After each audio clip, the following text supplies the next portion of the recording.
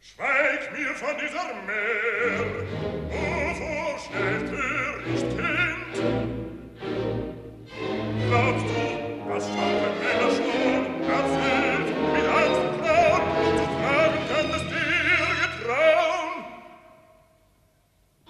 Du bist, wie Kinder eben sind, so schnell hitzig, taub und blind, was in den Sinn der Kleinen kommt, ob's schadet oder freut, sie tragen danach nur Begehr, dann reizt sie's hinterher.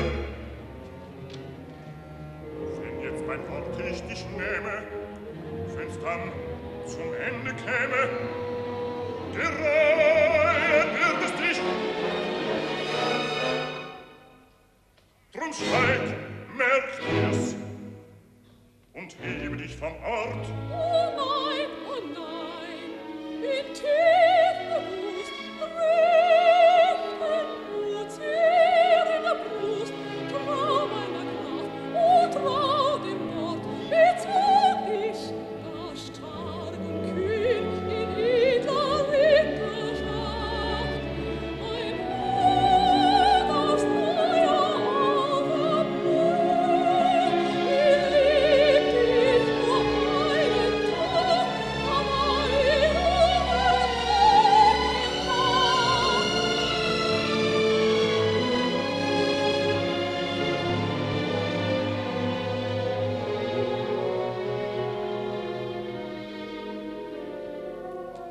aus müden, bleichen Zügen, aus leidensvollem Blick, aufs Neu fällt auf der Junge, auf mich so schwer zurück. Wie presst es hier, wie Bergeslast, so schwach bin ich, so trug. Das Leben war mir fremd, erhasst, Nichts mehr davon! Gehorsam sollst du sein, den eigenen Weg ab von mir. Nicht weiter schaffen Pein. Da du so sehr in Sorge bist, was all der Himmel treibt und lehrt, so lass dich lehren, was da ist.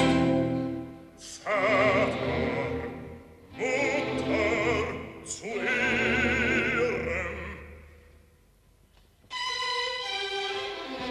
Im Kampf zu schützen, einen Herrn, dein sündig Leben wag ich gern.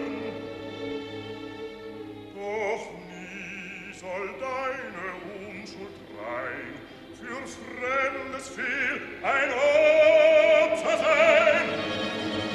Es ist der Sünder in Geduld, mit eigener Pein die eigene Schuld.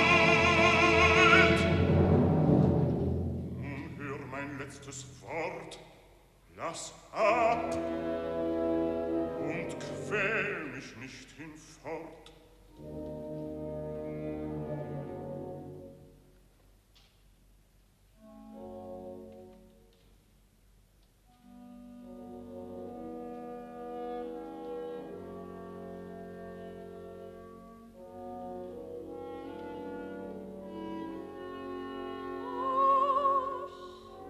wenn aus ihrer Liebe für uns ein Opfer nicht als größte meines Lebens. Oh, wer ist treu und recht, et also jener Heilige hält im Herzen sein Gedacht, verschmachten